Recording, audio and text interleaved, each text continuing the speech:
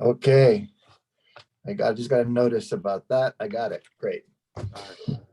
So I'm one of the old time members of the Friars. I actually came in 1987 for my first visit, just a few months after they had started. I visited, I stayed at Trinity and visited the Friars in the Bronx.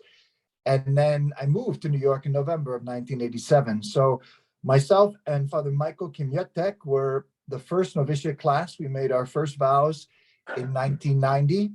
Father Terry kind of piggybacked onto our class. We made our final vows in 1993. I was ordained in 1994. So I'm coming up on next year. It will be, I guess, 29 years of ordination. Wow. So yeah, I've been around for a while. Initially in New York, worked a lot with Youth 2000 at Padre Pio Shelter. Then I became a missionary in Honduras for almost 7 years, and kind of at the beginning there.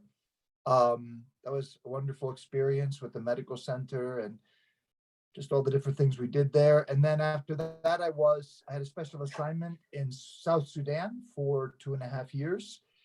Also another very profound experience for me. Came back to the US in 2011 and was given the assignment of being a preaching friar, in my case with a special missionary twist, which I've done pretty much full-time since then, except for 1.5 years, or how long was it, when I directed St. Anthony's Shelter. So yeah, so I was living in the Bronx and then moved to Patterson in 2018, and that's where I've been since then. So that's my life in a nutshell. It's so great to see you, Father Harold. I haven't seen you in ages, it seems like. You say, am I looking old, Tom? Is that what you're saying? Hi, Susan.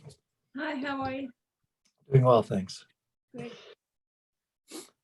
So maybe we'll kind of dive right in then in terms of what I wanted to speak with you about. I wanted to share some, I guess, insights and observations that I have discovered or gleaned from some recent reading on St. Francis. And this goes back for a few years.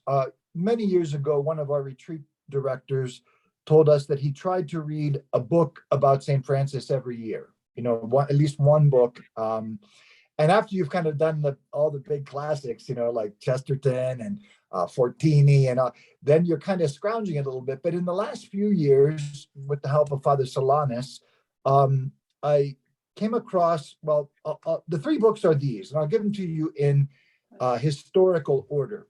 The oldest, the first, and the one that kind of set the ball rolling, is called St. Francis of Assisi by Raoul Manselli. He's an Italian. It was published by Franciscan Herald Press, and it's still available. I think I ordered this one on Amazon. He wrote it in 1981. It was translated into English in 1988. I don't have the physical copies of the other 2, but they are another book, Francis of Assisi, The Life and Afterlife of a Medieval Saint, by a Frenchman, scholar named André Vauchez. And that was the book that Father Solanas recommended. It came out in French in 2009, was translated into English in 2012.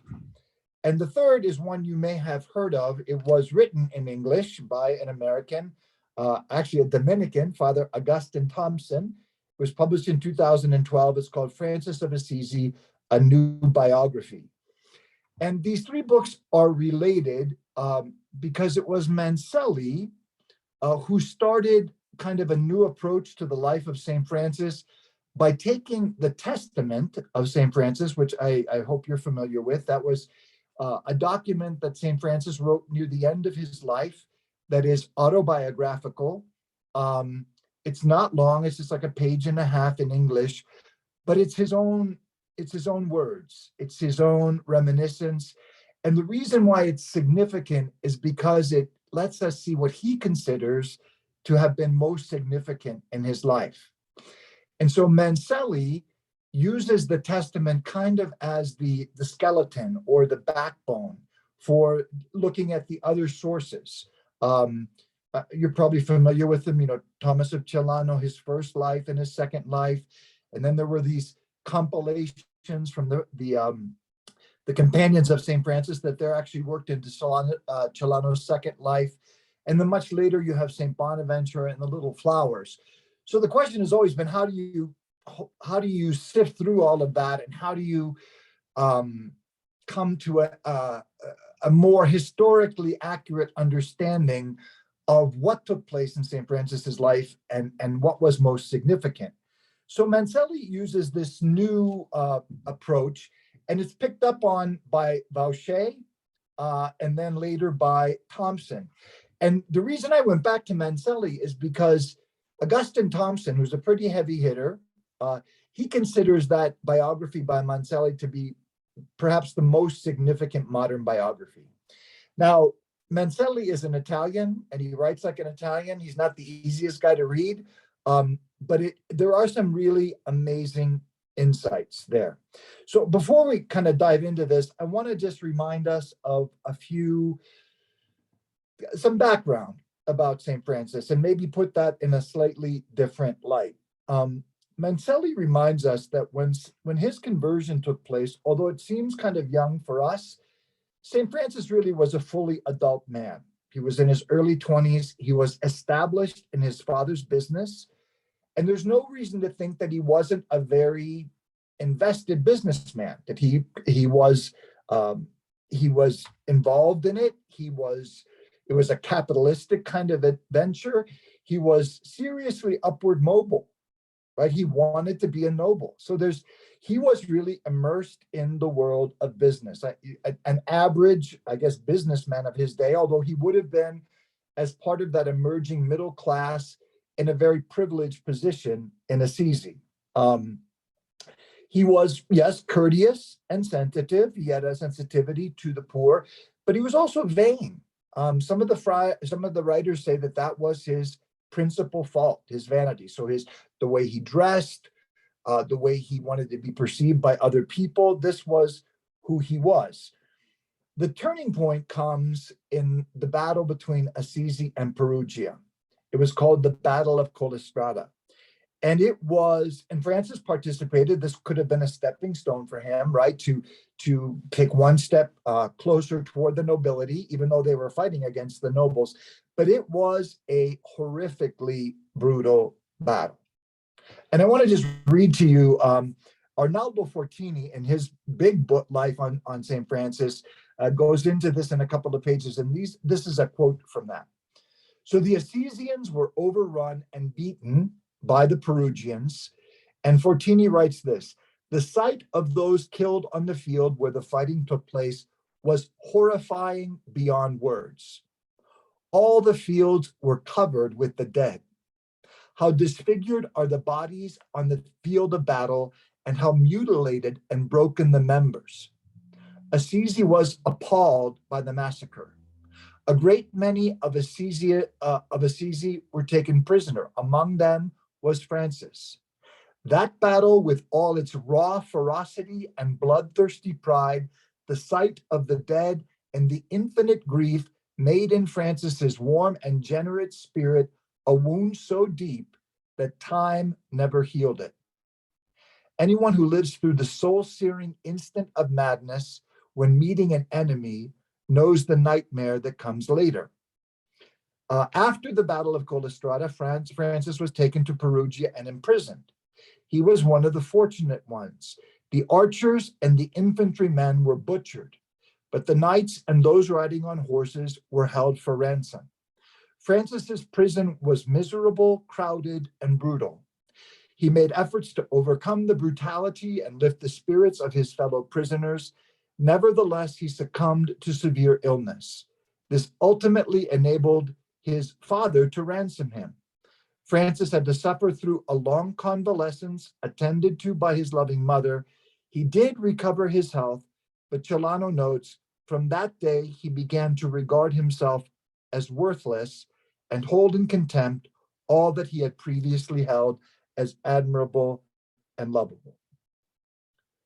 So this was like the permanent dark cloud that came over the joyful, hopeful, upwardly mobile young man of St. Francis is really the turning point.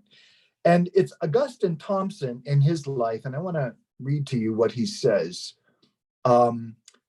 He says this, if I can just find it here. Okay. On page 10. Prison was hard on Francis physically and mentally. By the time of his release, probably in late 1203, his health was severely damaged. The once extroverted and cheerful young man had turned in on himself. More disturbingly, Francis was now plagued by strange dreams, including one in which he saw his own house piled high with weapons of war. He had war-related flashbacks, which his earliest biographer says left him confused and unsure of himself. Medical or psychological diagnosis at such a remove is impossible, but descriptions of Francis's condition make it resemble symptoms commonly found in soldiers who have survived horrific experiences during war. If modern examples of such a condition are any indication, he probably also began to experience bouts of self-loathing and guilt. So he says explicitly in the footnotes that it's pretty likely that Francis was experiencing PTSD, post-traumatic stress syndrome, deep disturbance, deep scars, right? And this is where we can pick up with the Testament. I want to just read to you the opening words of the Testament, if I can get to it here. So I'm jumping back and forth. He says this: "The Lord gave me, Brother Francis, thus to begin doing penance." So this is his definition of penance in this way. "For when I was in sin, it seemed too bitter for me to see lepers." And by being in sin, he means living that, wasn't necessarily what we would call a horribly immoral life, but it was living a life that was oriented toward earning money, pleasures, success. When I was in sin, it seemed too bitter for me to see lepers. And the Lord himself led me among them, and I showed mercy to them. And when I left them, what had seemed bitter to me was turned into sweetness of soul and body. And afterwards, I delayed a little and left the world. So penance, what St. Francis means by penance, is breaking through that aversion that he felt toward lepers, and showing them mercy. And that turned his life around from bitterness to sweetness. That is the turning point in his life. That is the moment of conversion. And I want to pick up now with that, using Manselli and just reading a few things to you from him.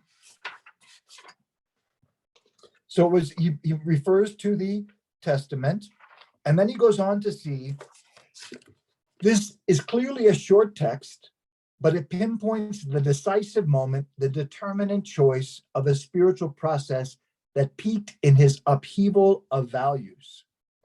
There is then a definite connection between sin and the bitterness of the horror inspired by the lepers. The lepers were a sign of contradiction in the solitude of Francis's soul. So part of his aversion toward the lepers had to do with the fact that they were somewhat of a mirror for him that he couldn't accept, right? So that determinant and characteristic moment of having cared for the lepers with mercy and with loving pity, experiencing charity instead of horror, really brings light to what his conversion. It's not the concern for poverty per se, but much more humanly profound and valid for comprehension of the common human suffering of the soul, leprosy of the soul and of the body. Thus, the decisive importance of conversion of Francis of Assisi, the passage from one human condition to another, the acceptance of his own place with those whom society had abandoned, the entrance into the midst of the excluded ones whose distinguishing mark was their rejection by everyone on account of their horrible condition. And this is really what Manselli drives home over and over again, that This was like a quantum leap for St. Francis of identification, of embracing, of really shifting his social position from his previous position of privilege and ambition that led him down a very dark road, and plunged him into darkness after the Battle of Collestrada, and the breakthrough of, instead of having to reject the darkness of himself, to be able to embrace the leper and experience God's mercy for himself. And this is what's really important.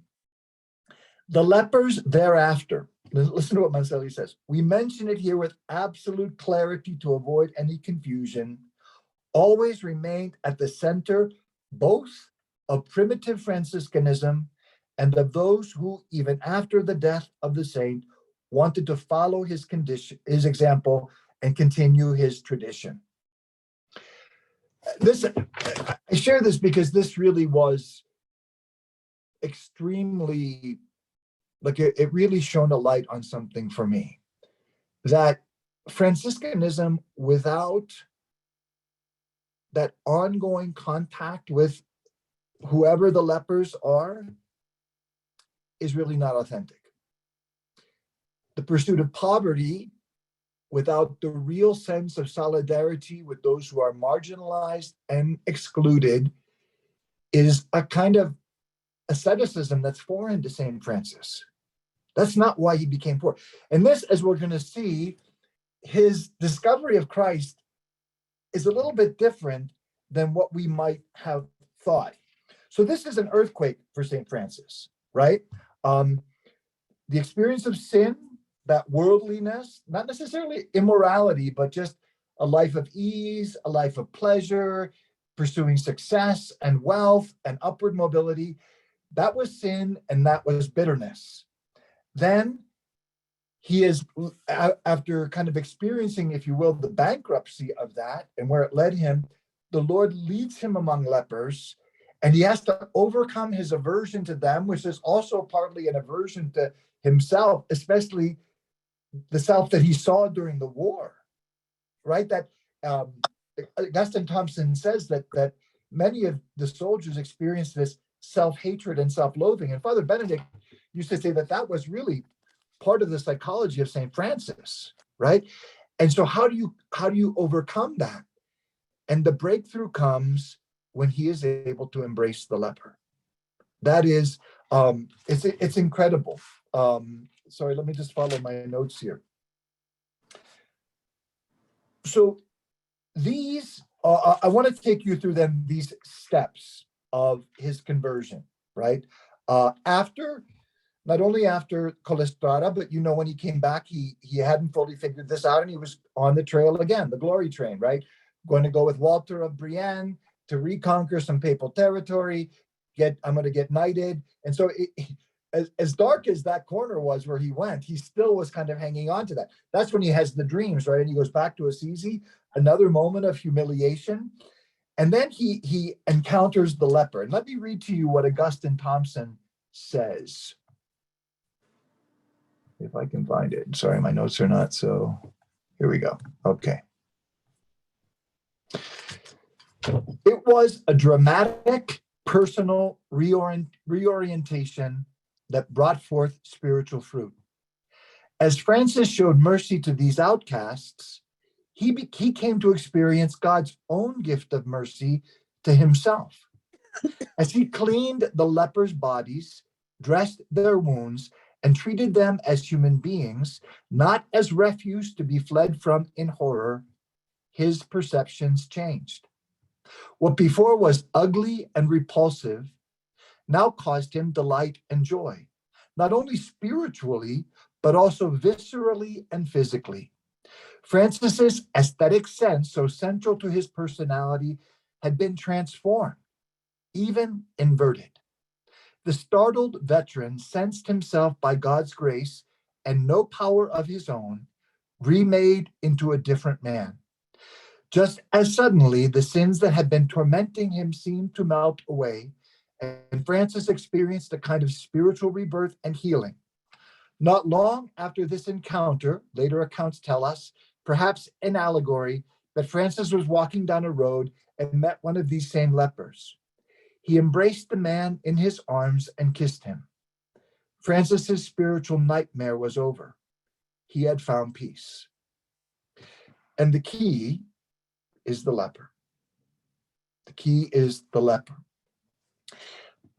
Ironically, it's his encounter with the leper and what that does to him that leads him to the cross. It's not the other way around. He had begun to pray, he had tried, but the leper was a breakthrough for him that enabled him to recognize the power of Christ on the cross. And in this respect, I want to read to you a quote from Vauchez.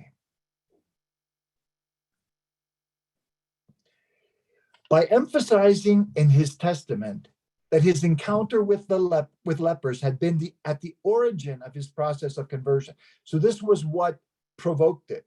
This was the catalyst, right? Francis clearly indicates that it was neither his praying nor his earlier dreams that changed his life, but rather this particular event. His generous attitude toward the disadvantaged had not been the fruit of his religious evolution. On the contrary, it had preceded his discovery of the gospel and was the cause of that discovery. Let me see if I can find what Thompson says here. Yeah, I'm not going to be able to find, but it was all of a sudden, Francis's identification with his own suffering, with that of the leper and that of Christ, like completely reoriented his life. But it's really important to see that it was the leper who helped him to discover Christ. It wasn't that he discovered Christ and that led him to the leper. And this is the surprising discovery of Manselli's approach, and that both Vauchez and Thompson pick up on.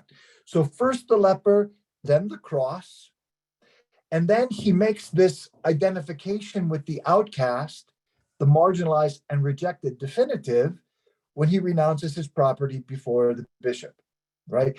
This is not, as I said before, an act of kind of spiritual asceticism where he's embracing poverty for its own sake.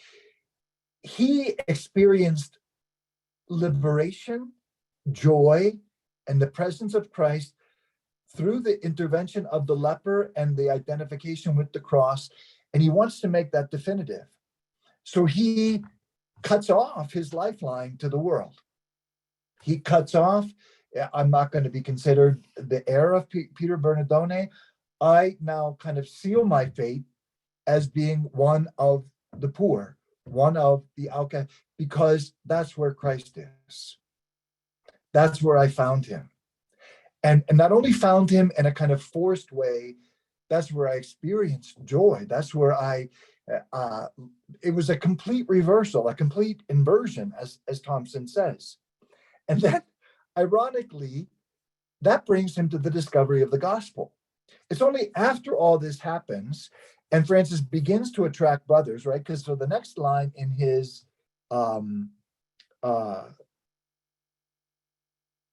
no, sorry, it's not exactly that way. So he begins to live this life, but if you remember, at first he's an oblate, right? He's an oblate at San Damiano.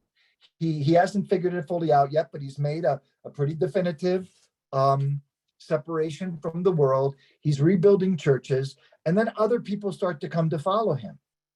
And it's then that leads him to the church to hear the gospel. And those three passages that he hears are very important because they become the primitive rule, and they're mentioned in the first rule that Francis writes. Mark 10:17-21. Go sell what you have and give to the poor, and you will have treasure in heaven. Come and follow me. Luke 9. Take nothing for your journey, no staff or bag, no bread, nor money, and do not have two tunics. And then Matthew 16:24. If anyone would come after me, let him deny himself and take up his cross and follow me. Thompson says, taken as a whole, the three passages called for a shockingly radical renunciation of the world, give all to the poor, take nothing on the journey, and embrace the cross. They carefully committed the text to memory. These would become the core of what Francis would call his form of life. So this is it's counterintuitive, right? We tend to think that, okay, St. Francis, like his experience in the war kind of created this sort of spiritual experience and, oh, everything's fleeting. No, he was deeply disturbed. He was deeply wounded and didn't know what to do with that. And all of a sudden the leper becomes the doorway, and he experiences something that he's not fully aware of. And that leads him to the cross. And this is like, wow. Let me see if I can find that passage from, I'm sorry, I did this all kind of at a distance, sort of quasi-digitally. But that recognition of the presence of Christ here's what he says about the cross. Manselli now. The crucifix at San Damiano made Francis aware that the suffering of Christ as a superhuman value in the reality of human existence.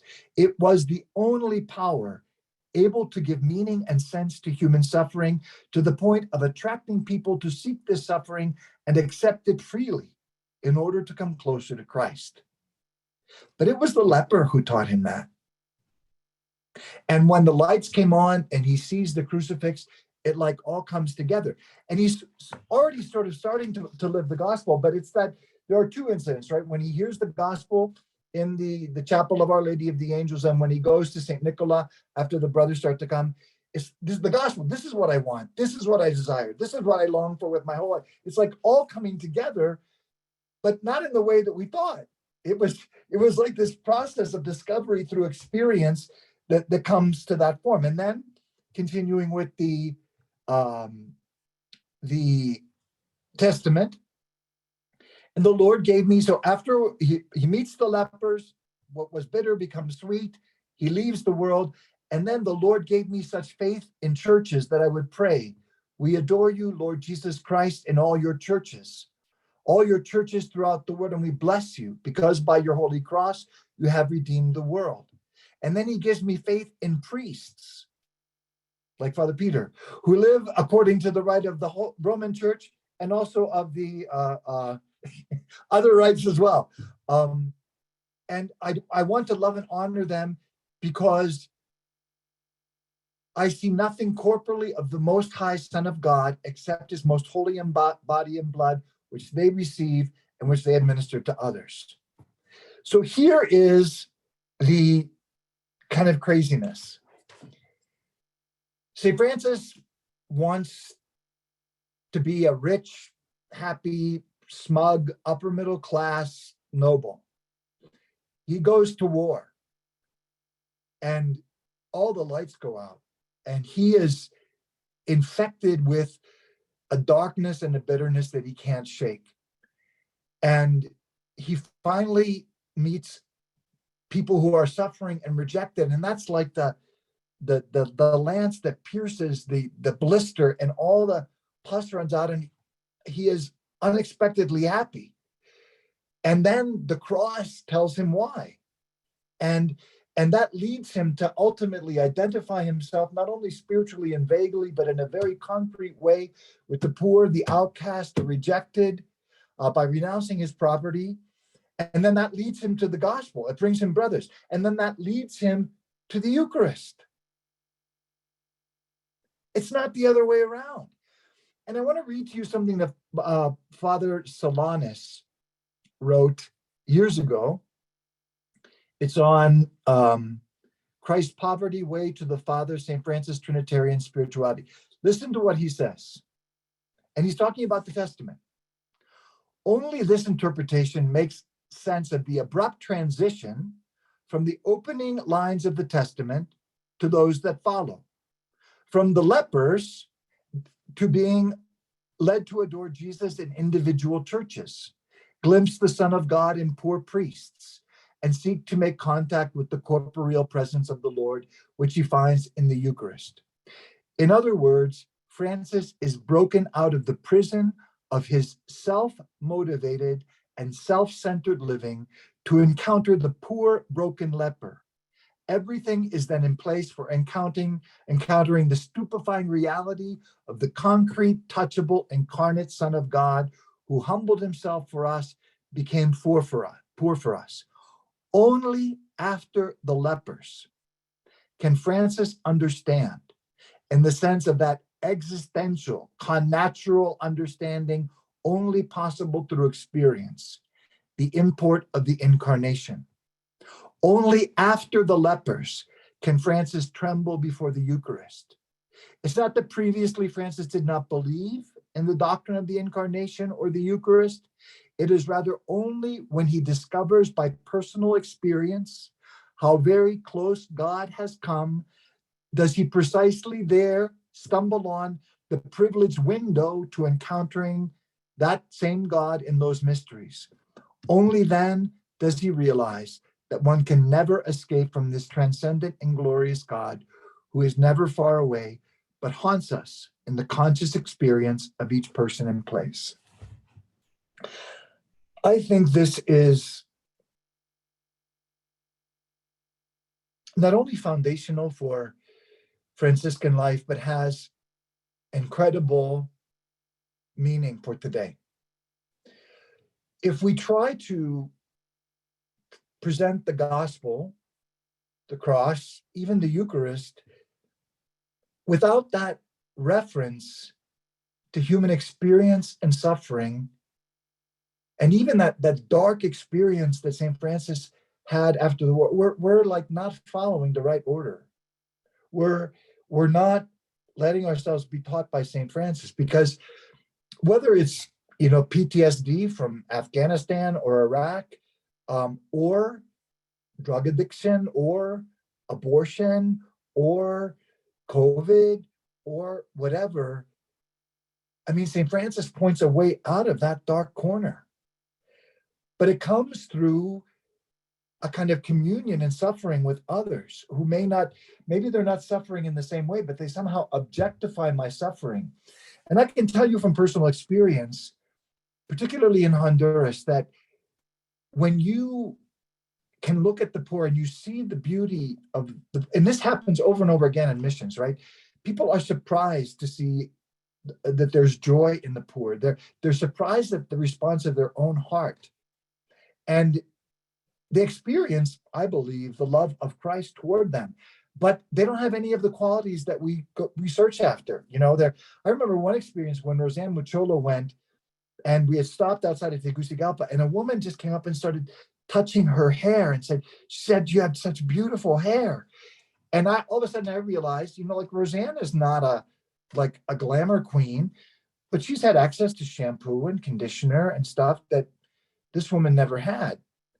And these are all the things that we go after. But when we see the poor in that naked humanity, and we see beauty and are moved with love, then maybe we can begin to also love ourselves, but without all that crap that we pile on top of ourselves over and over again, whether it's psychologically or clothing or makeup or, the projection of our image in social media. So this was really, obviously, you probably can tell, very moving for me. I think it's crucial. When Father Solanas wrote that to me years ago, I wrote him back and said, well, what does this mean then for formation in our community? Are we following that same itinerary that St. Francis followed? Are we inverting the order? And what does that mean for us as Franciscans today, now, if we want to discover Christ, if we want to share in the experience of Christ of St. Francis? I think it points out a path to us, and one that carries with it an incredible promise and hopefulness. So that's the majority of what I have to say. As you know, Franciscans can talk forever, but that's what I wanted to share with you. And we probably have about 15 minutes to hash it out if you would like. Thank you so much, Father Harold. Wow, that's That's meat. I'm usually not accused of giving popcorn. Hey, there's Father Lawrence. Hey, Father, how are you? Good, thank you. Thank you. Father, what do you recommend for Third Order Franciscans and their formation in regards to this? Well, maybe two levels. I mean, you might want to pick one of those biographies that I mentioned and read it. Vauchez or Thompson probably is a little more accessible. But then I think it means taking the risk, right, of trying. Okay, so then what does that mean? Am I trying to do it backwards? And like, what part of my own life aligns with the experience of St. Francis and how he was led out of that terrible darkness and, had what was bitter changed into sweet. And there's two levels with that, right? So the bitterness was his own experience, but it was also kind of projected onto the poor. And when he was able to break through the bitterness toward the poor, it was like his own bitterness became, was changed. And I think we have to pray a lot to ask the Lord to help us to see, especially in the ocean of images that we live in. The constant bombardment, and be able to really see others, especially the poor, below the surface. What's significant in St. Francis, and Thompson says this, it wasn't just a forced thing for him. He really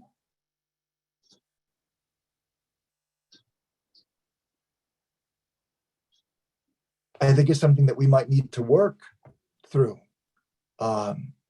and to test and to beg for grace for.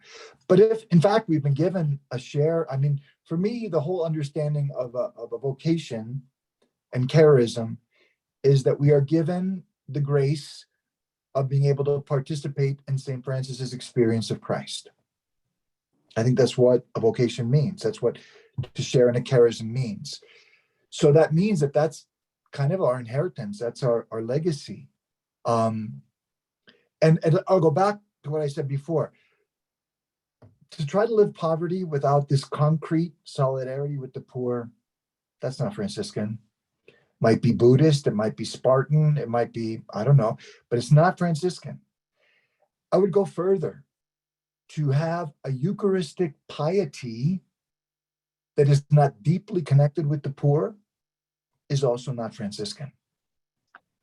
The Pope, I'm going to treat on that tonight a little bit, not from the Franciscan perspective, but the Pope, if you want to look it up, he gave a very beautiful address, Pope Francis, at the Italian National Eucharistic Congress in Matera in Italy in September. And the headline, as it was reported in the news, was "The Eucharist Prophecy of a Transformed World or New World." And he speaks about the necessity of connecting the Eucharist with that contact with the poor. And my own reflection is really that Simone Weil, the French author, also has some. She says that when we are moved by the love of Christ to enter into the suffering and afflicted, whose identity has been annihilated by their affliction, and we're moved to show them charity, it's like giving them Holy Communion. She said, when you give that kind of bread to the poor from that perspective, it's like giving them the Eucharist. But I would go further to say that if that doesn't happen, then the Eucharist isn't complete. It's stunted. It hasn't reached its, if it doesn't become charity in me toward others, and also open me to lead me back to Christ, something's missing. And that's where, it's funny, we want the Eucharist without communion with others. I think there's a big problem of isolated Eucharistic devotion, right? It's just me and Jesus. I have my adoration slot, and no, it's never that.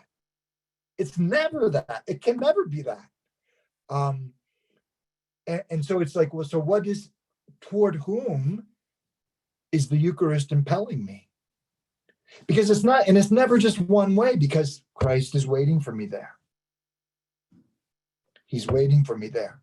And there's that same discovery of St. Francis. And then that's what I bring back in this continual back and forth. It's like the offertory procession, I bring that experience to Mass, and then it's offered with Christ to the Father. I receive Jesus again, and I'm relaunched. And really the Pope in his document on the Eucharist, which is the topic of my conclusion from that is, if we know how to really celebrate the Eucharist and participate in the Eucharist, that is the key to renewing the church.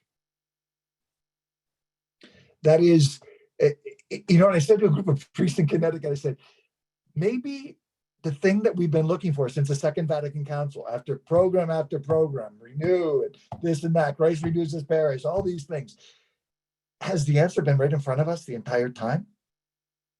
But it means really not just, like the choir sings better or the readers read better and the servers know what they're doing.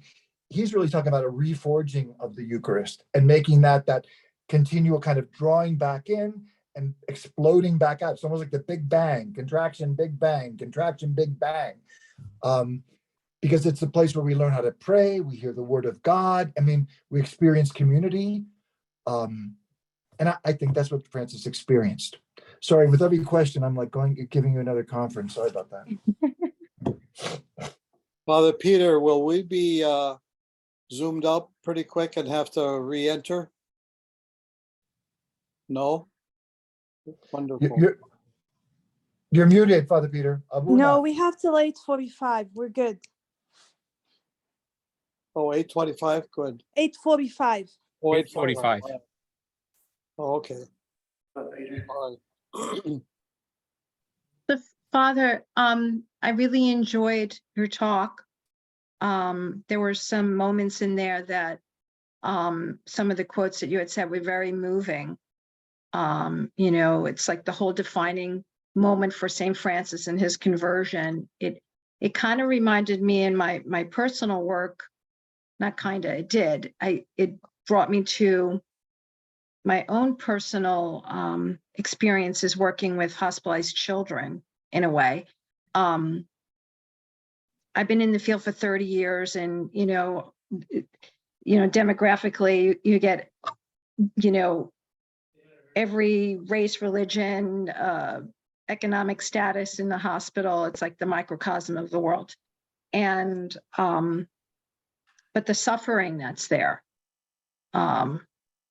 And I've always been attuned to that when you help others, you help yourself in a way. And it's something that I like to instill in with some of my teenage patients that I work with, some of them who are angry and anxious and troubled, and to inspire them to like maybe help with the younger patients, sort of like mentoring. And I see such a transformation when that happens. And that's what you talked about, was this, radical transformation. In the moment when he saw the leper, like it was like, as you said, like it was his deep wound, that cloud, that darkness just lifted from him. And it was love. It was love. And love was his charity and kissing him and embracing him. And then took him to, his whole path of the Franciscan order and building the churches, and his whole life completely changed, like radically. So it's something when you kind of see it on a smaller scale in that way, it's so powerful. It is so powerful because it's love, and and love, and God is love. And when you experience that, it's just an amazing thing, and it's beautiful. It really is. And it is healing, and I look at the Eucharist as healing. In the last year, I've approached the Eucharist as healing. It's more than that, but it encompasses so many things, as you said, community, and it's Christ dwelling within us. And every day I pray, give me strength, and I approach it as helping me in my own brokenness and healing.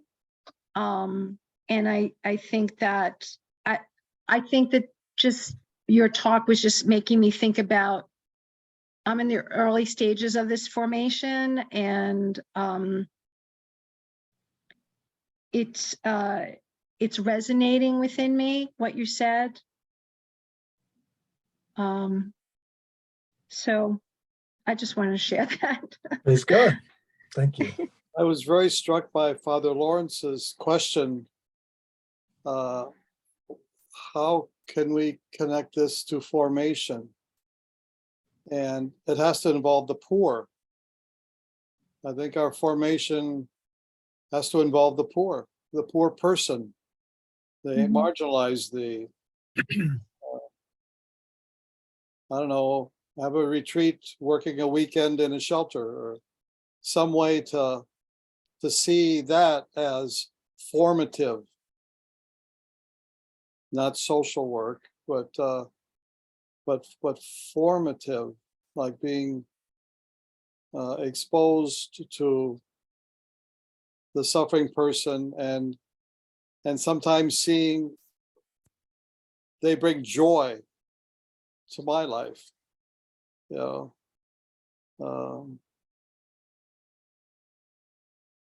But I'm gonna go back to my early formation. Being Jeannie brought it up. It was my first telephone interview with Maurice, and one of the first things she said to me was, "Well, we strive to see the face of Jesus in every face." And I remember saying to her, "Oh, I really need that. I would like to learn that and practice that." And so I believe with the story with St. Francis too, with the leper, when he turned around and didn't see the leper anymore, coming to this realization that that was Jesus. And it goes in line with our formation of seeing the face of Jesus in the poor. So my initial formation was meeting Maurice and Father Peter at the St. Anthony's Men's Shelter before our classes, and cooking, and then holy hour with the friars and serving, and where we made wonderful friends with the poor. And then we would go into the garden and have our initial formation class. And they, on our anniversary, Christopher and mine anniversary, they celebrated with us with a blessing and song. And they even gave me nicknames like Lady Meatloaf and different things like that. So I was really, we have that in our church, and Chris and I have helped with the poor, but through my initial formation, really hands-on in a regular way, and I'm so grateful for that. So thank you, Maurice, my formator. that's beautiful. That's great. Thank you, Sister. And it was probably just coincidental, but it became a central part of your formation. Father, you said so many really moving things, but at the end you mentioned how if we really know how to celebrate the Eucharist, this is how we can renew the church. This is so powerful. And I think we as a secular Franciscan, we play a very important role in that, in how we're showing reverence, how we live in that faith. If we are really believe we're being united with the Lord. And it struck me because, yes, it's true, because the Eucharist is the source and the summit of our life. Yet, unfortunately, with COVID and everything that happened, so much disrespect and irreverence happened to our Lord that some people even probably are not back yet to church. And how important is that we try to reach out to those people that we know haven't made their way back to the church. We try to be the witness to them, and even if it's just by a phone call, to try to still bring them a Christ and help them remember that he's everything, he's the center of everything. So I don't know if you want to elaborate more on this point? Give us more like I can probably, let me tips? just, I can give you the two quotes from that, and then I'm gonna have to run, I'm sorry, but from the document that I summed up that observation with. Let me just find which one where it is here, sorry.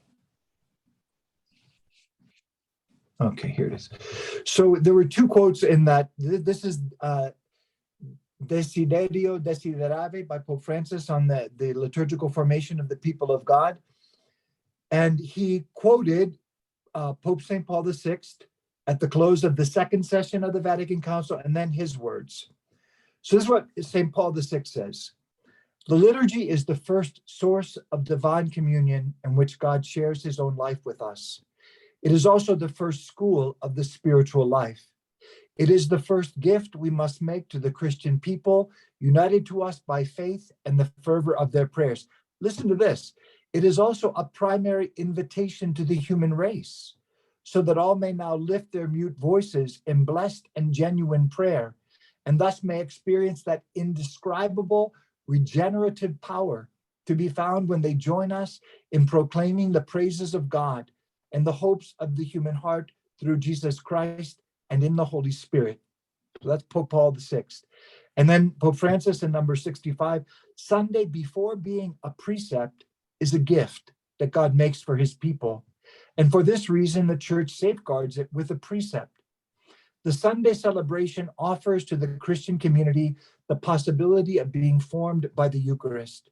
From Sunday to Sunday, the word of the risen Lord illuminates our existence, wanting to achieve in us the end for which it was sent. From Sunday to Sunday, communion in the body and blood of Christ wants to make also of our lives a living sacrifice pleasing to the Father in the fraternal communion of sharing, of hospitality, of service. From Sunday to Sunday, the energy of the bread broken sustains us in announcing the gospel, in which the authenticity of our celebration shows itself. So he's just pointing to what's already there.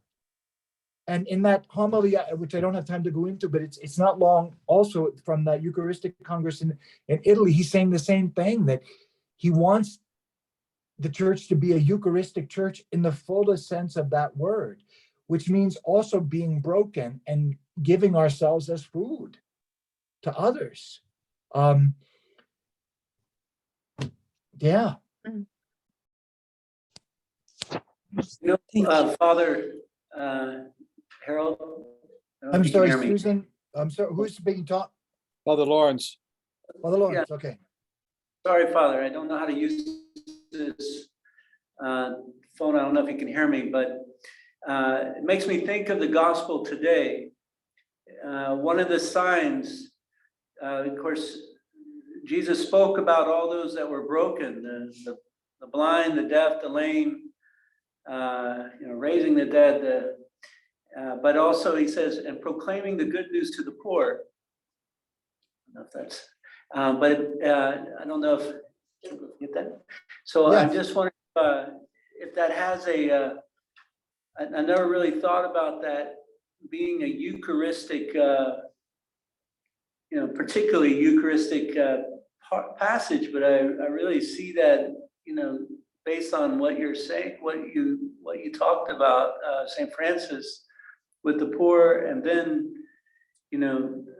that part he seemed to really emphasize, especially proclaiming the good news to the poor. That's what I got out of it. I don't know. Do you have anything to say on that? Well, I mean, I think so many people live without hope and in desperation, and the poor are just generally overlooked.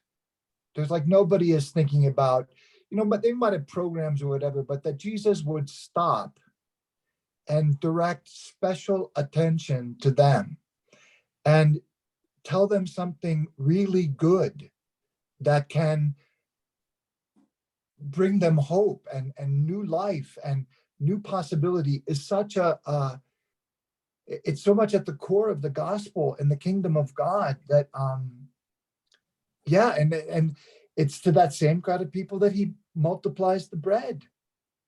Rich people don't need to have bread multiplied, but poor hungry people do. And that's where there's an experience, I think, of of Christ in the gospel, that if it's not in living contact with the poor, with the leper, there's something that's incomplete. And if there weren't, I mean, this incredible number of poor people, maybe you could have an excuse, but there's, I mean, the poor are like the overwhelming majority, like 90% of the world. Yeah. And we reserve the gospel in the church to this 10% or less. And so we're missing out. We are not even having that experience of Christ. So I'm sorry, it's 6:05 here for me, and I have to do some preparation yet for the 7 o'clock. I have to shift my mind into Spanish now. But thank you very much. Thank you. And I hope this was helpful to you and Extremely. stimulating, invigorating, disturbing, tingling, Motivating. But because it moved me, I wanted to share it with all of you. Thank you. Thank Thank you you. so much. Thank you, Thank Father. So you. much. All right. We hope you have Good a luck. blessed mission. Good Thank luck. you. Okay, thank you. Okay. Bye-bye. Bye-bye, everybody. Thank you. Bye-bye. That's interesting, Father Lawrence, what you brought up, because that passage from Luke 4 was the impetus for Lynn and me beginning Lamp Ministries 41 years ago. Wow. Yeah. And the poor have the good news preached to them. Yeah, today it was Luke 7, Luke 18. 7. Yeah, that's right. Yeah. But he did mention it when And he 4, spoke. yeah. But they're both referring to Isaiah 61. And so I think there's more in Isaiah about the poor as well. But what's interesting to me is that St. John the Baptist was in that dark dungeon, you know, and in some way he was broken, and God allowed him to stay there. Not obviously not because he didn't love him, but in some way for a greater preparation, for a greater love, you know, that he has this union with Christ, you know, this greater union with Christ. God allowed that, you know, so I have to think about it more, but it really struck me. I have to think about it, but it because of what Father Herald said, it really makes me think about John the Baptist a little bit differently, because he definitely reminds me of St. Francis, you know, St. John the Baptist. They were born on the same day too. I think that's interesting. So on his feast. So Does anybody else want to contribute something before we move on? so who else is there, Tom? You have Jeannie and Oh, yes, he may not, yes.